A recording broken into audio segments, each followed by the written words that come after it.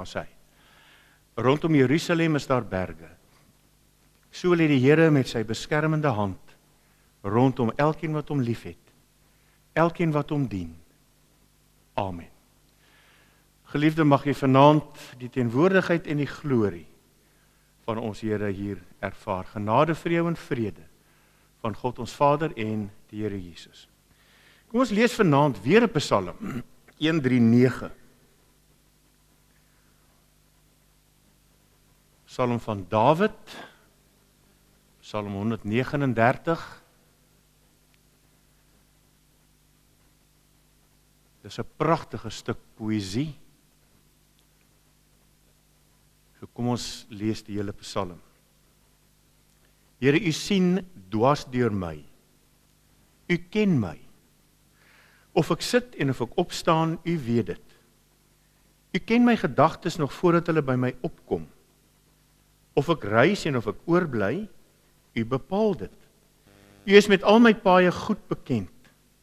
Daar is nog nie 'n woord op my tong nie, of u, Here, weet wat dit gaan wees. U omsluit my van alle kante, u neem my in besit. Die wete oorweldig my. Dis te hoog vir my begrip. Waarheen sou ek gaan om die gees te ontvlug? Waarheen sou ek vlug om aan die teenwoordigheid te ontkom? Klim ek op na die hemel, is u daar? Gaan lê ek in die doderyk, is u ook daar? Vlieg ek na die ooste of gaan woon ek in die verre weste? Ook daar lei u hand my en hou u regterhand my vas.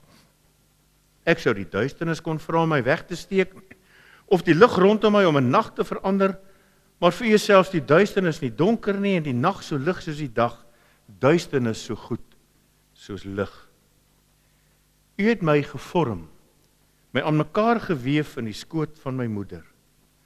Ek wil u loof, want u het my op 'n wonderbaarlike wyse geskep.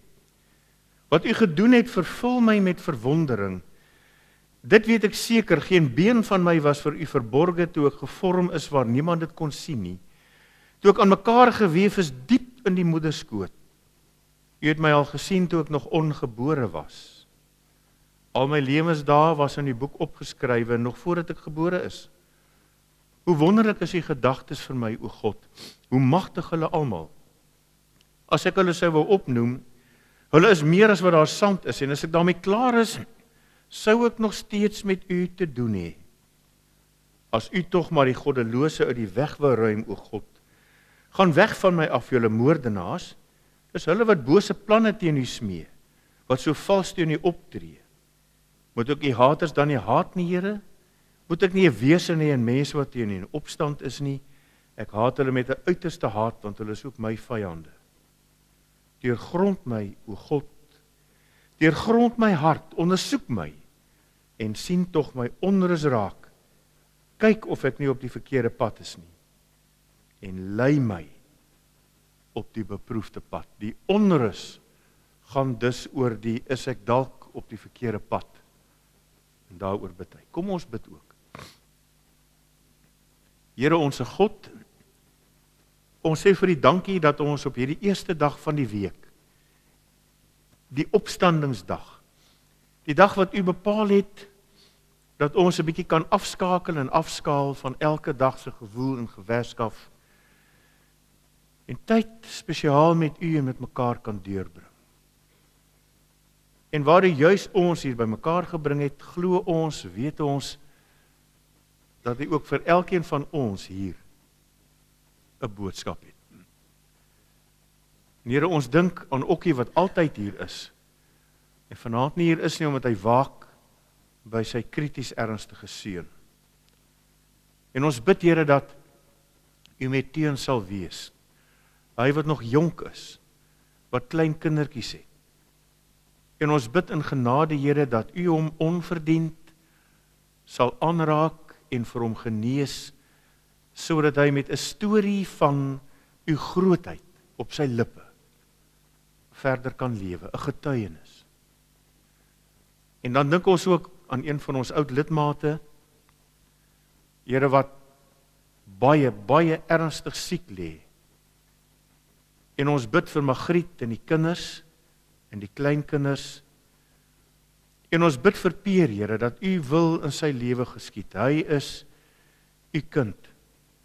Hy dien u al van kindsbeen af getrou. En ons bid dat u hom sal ontvou, en as dit u wil is, dat u hom sal aanraak en genees, dat hy ook kan vertel van 'n by die dood omdraai. Dat die Here ook, soos met Teens, berus ons, dat u wil sal geskied, en ons bid vir krag, en vir onderskraging. En Here, soos Dion ook in die konsistorie gebid het, dat daar gelowiges ook op hulle pad sal wees, om hulle te begelei. En nou het ons hierdie pragtige gedig van Dawid gelees. En ons bid, Here, dat u asseblief ook daardeur vir ons elkeen hier 'n boodskap sal gee. In die naam van Jesus ons Here bid ons dit. Amen. Broers en susters, 'n mens kry deesdae die ongelooflike ontwikkeling dat jy karre kry wat hulle self bestuur. En as ek kyk hoe van my medeburgers bestuur, dan is dit 40 jaar te laat. Dan het ons die karre dringend nodig. Jy tik net die eindbestemming in, en dan sit jy rustig agteroor en die kar gaan waar hy wil. Maar dit nou die dag ergens, ek kan nie onthou presies waar nie, 'n opname gemaak, gevra, sal jy in so 'n taxi klim? So jy klim net in die taxi en jy druk Rosedale weg 83 en daar sit hy en daar gaan hy. En 'n klomp mense het gesê hulle sal en baie ander het gesê hulle sal nie. Top Gear wys nou die dag 'n motor wat self kan parkeer. En nou wil ek weer sê, ek het in verdwasing gestaan en kyk by Vincent Park gister, dat iemand so onnosel kan probeer parkeer, wat blykbaar 'n lisensie gekry het. Nou weet ek nie wat die omkoopgeld was nie.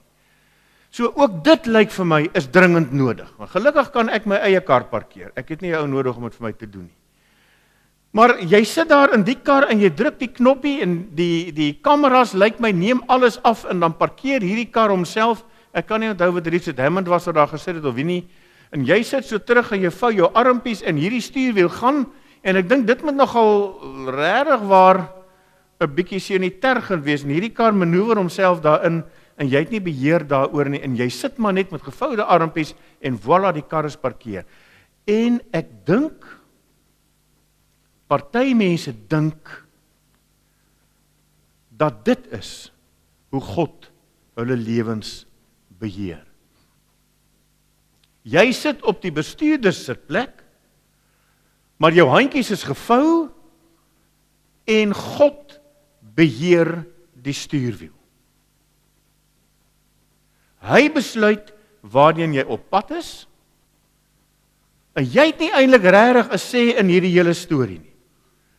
En dit kom eintlik daarop neer dat jou lewe, dink hulle, op autopilot is, soos 'n Boeing wat ergens ver vlieg. Die vlieënier tik die bestemming in en hulle sit in koffie drink en ek weet nie wat alles hulle doen nie, slaap dalk.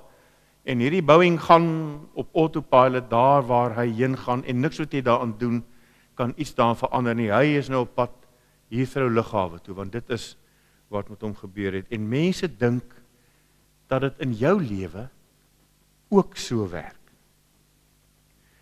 Alles wat met jou gaan gebeur, is op 'n manier vooraf geprogrammeer, en niks wat jy doen, maak eintlik saak nie, want God draai die stuurwiel, en ek is 'n passasier in my eie lewe, en die kar gaan eendag stop, by die streepie wat God getrek het. En dis die volgende punt. 'n geweldige klomp mense sê, as jou streepie getrek is, dan is hy getrek. En 'n mens sal op 'n manier die argumente hoor, as Peer sou sterwe. Ja, sy streepie was seker nou maar getrek. As ek vandag moet doodgaan, dan sal ek doodgaan, want dis nie in my hande nie. En ek al party mense dit hoor sê, terwyl hulle vreeslik roekelose en onverantwoordelike dinge doen, want hulle sê, jou streepie is getrek. Maar dan kom daar tye in jou lewe wat hierdie autopilot gedagte, wat is 'n autopilot in Afrikaans? Ek haat dit om so te Wat is 'n autopilot? Anthony, wat is dit? Alhoewel jy moet 'n Engelse eksamen skryf om te kan vlieg. Hoe verskriklik. Wel. Linda ken klos, nie. Gaan my nie help nie. Goed, so vir vanaand is dit 'n autopilot in Afrikaans. Hierdie autopilot idee maak en die streepie trek idee maak partymal nie meer sin nie. En dit gebeur die dag wanneer iets in jou lewe gebeur wat nie vir jou lekker is nie. Want jy sê ek is 'n kind van die Here en hy is in beheer van my lewe en nou kom daar hartseer en teleurstellings en die dood en ewe skielik word hierdie autopilot idee van jou lewe met God wat die autopilot druk dan 'n geloofsworsteling. En dan word dit 'n geloofskrisis. Want dan vra jy vir jouself, hoekom verongeluk my lewe dan as God die stuur wil hê? Hoekom beland ek dan op plekke waar ek nie wil kom nie? Hoekom verdwaal ek soos die verlore seun of land ek ergens in 'n vieslike put soos Josef as God dan die stuurwiel hou? En dis dan wanneer mense begin vra na die sin van geloof en wanneer hulle begin vra oor die bestaan van God en wat hulle vra maar is God regtig liefde en wat hulle vra maar is hy dan regtig in beheer? Of raak hy partykeer soos baie van ons 'n bietjie aan die slaap as ons TV kyk. Hy is met my lewe besig maar dan raak hy so 'n bietjie aan die slaap en dan ontspoor die ding. En as er nou een ding is wat Psalm 139 baie duidelik sê is, God slaap nie. Hy sê, God is baie meer volledig teenwoordig in jou lewe as wat jy ooit kan dink. So nou betrokke dat hy selfs jou gedagtes ken. Ek dink voordat jy hulle ken. Hy sê, u sien dwars deur my. U ken my. U omsluit my van alle kante. Dis seker die grootste stuk troos wat 'n Christen kan hê. U neem my in besit. U het my gevorm, my al gesien toe ek nog ongebore was. U ken my gedagtes. U ken my woorde. Wat toe die Here vir Adam en Eva gemaak het destyds, het hy hulle geskep met 'n vrye wil. Met ander woorde, hy het die mens gemaak om self te kan kies. Hoekom? Want hy wil hê jy moet reg kies. Hy wil hê jy moet vir hom kies. Hy wil hê jy moet self die keuse maak om aan hom gehoorsaam te wees. Anders beteken die verhouding niks.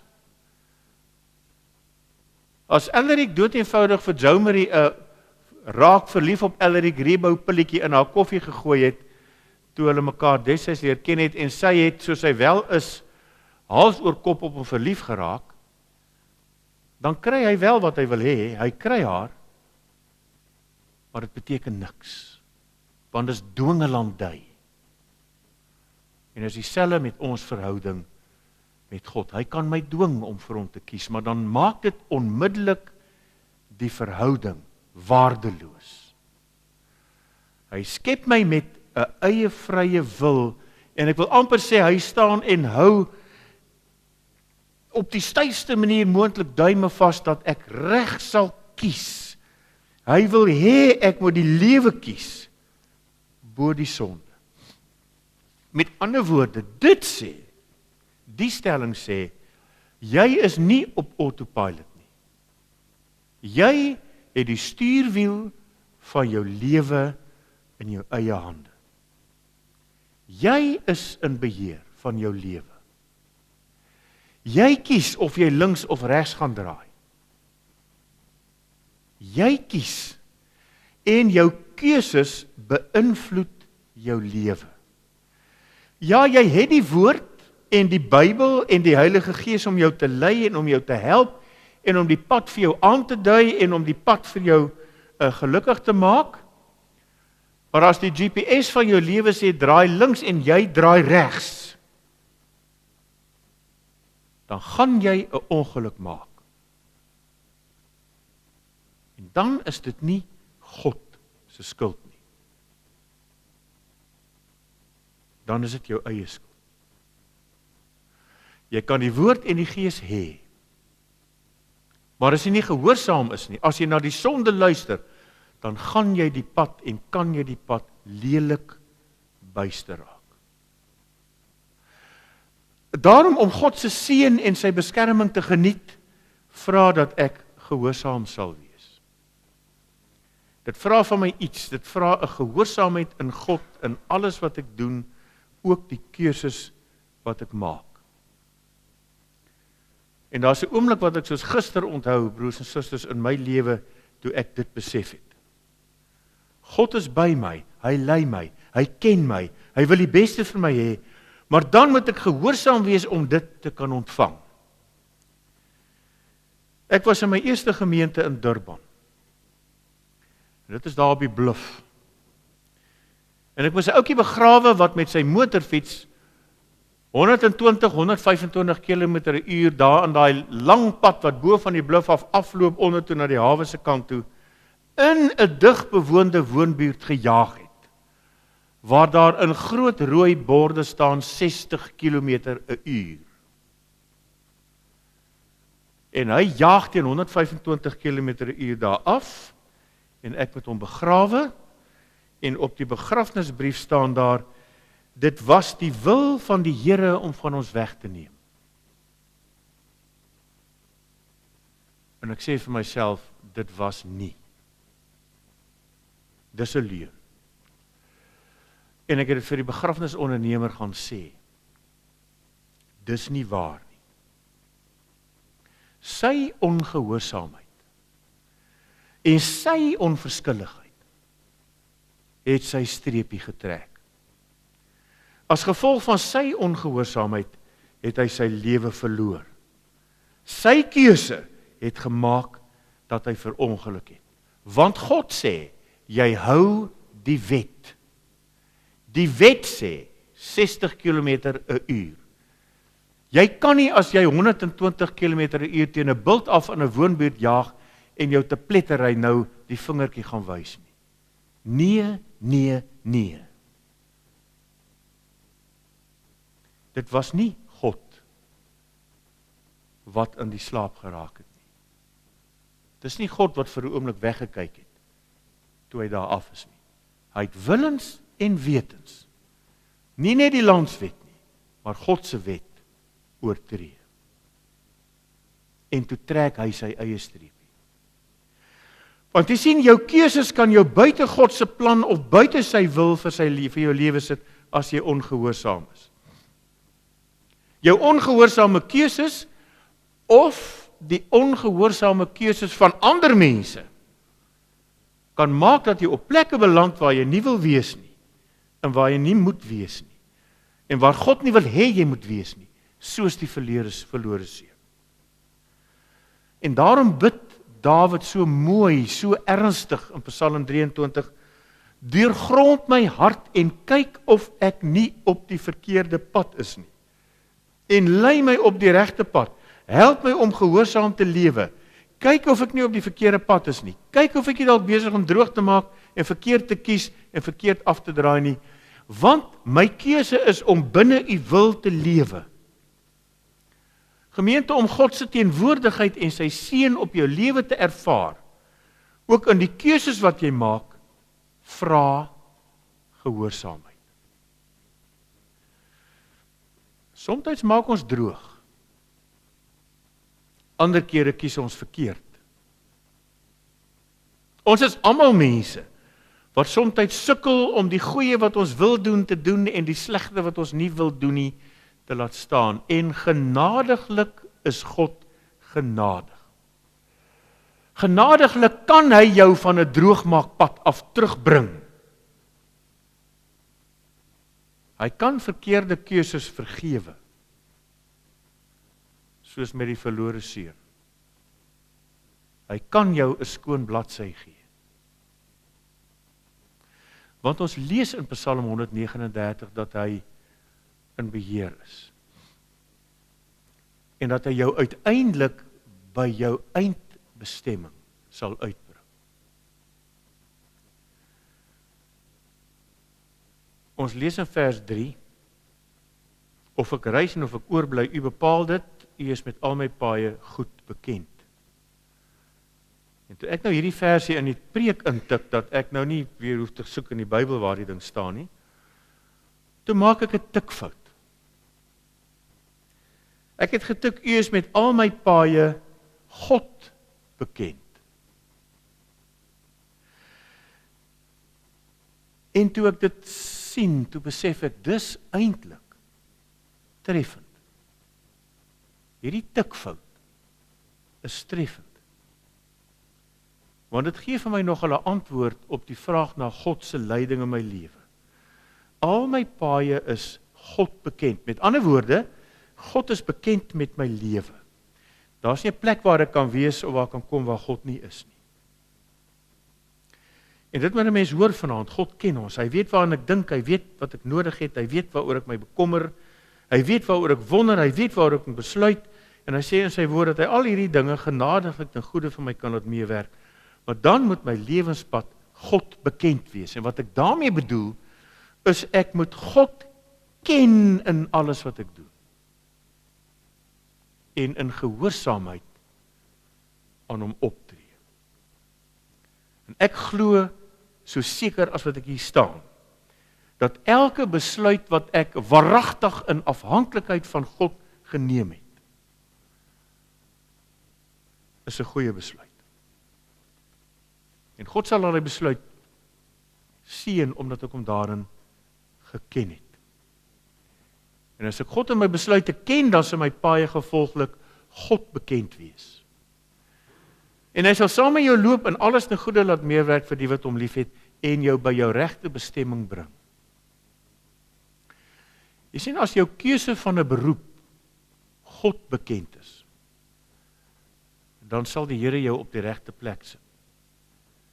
As jou keuse vir 'n lewensmaat God bekend is, dan sal hy vir jou die regte een gee.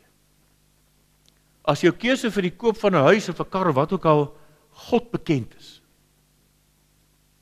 dan sal hy jou reg lei. Want jou en my lewe is nie op autopilot nie. Elke keuse wat ek maak beïnvloed my lewe. My lewe is nie vooraf geprogrammeer nie, want God wil saam met my lewe.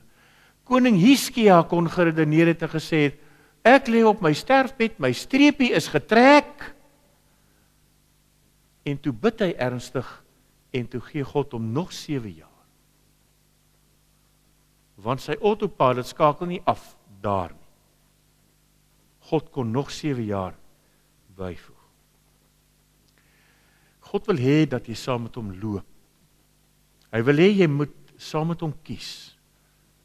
Hy wil in 'n verhouding met jou lewe. Hy wil hê dat jy hom ken en hom kies en hom vra, en hy wil intiem deel wees van jou lewe, en elke tree en elke keuse in afhanklike gehoorsaamheid aan God sal uiteindelik vir jou seën bring. Amen. En Here, ons weet dit so goed. En dan is ons so goed daarmee om in onnoselheid ons eie kop te volg. Dan is ons so geneig om in onnoselheid nie die koers wat u vir ons in u woord aandui te loop nie. Maar om ons eie wil te volg en op allerlei ander paadjies te beland. En dan is dit so maklik om u te blameer. Here, ons pleit by u.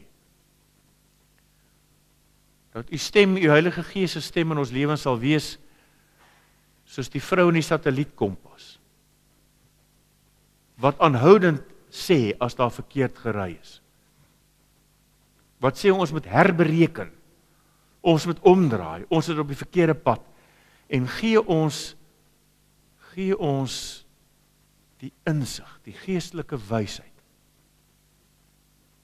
om nie daardie interne stem van die Heilige Gees te ignoreer of af te skakel nie, maar heelhartig daarop te reageer. Ons bid dat ons keuses, ook in hierdie week, ons daadwerklik nader aan U sal bring. Dit bid ons in Jesus se naam. Amen. Kom ons vra vir die diakens om ons dankoffers in te samel en dan gaan ons sluit met lied 280.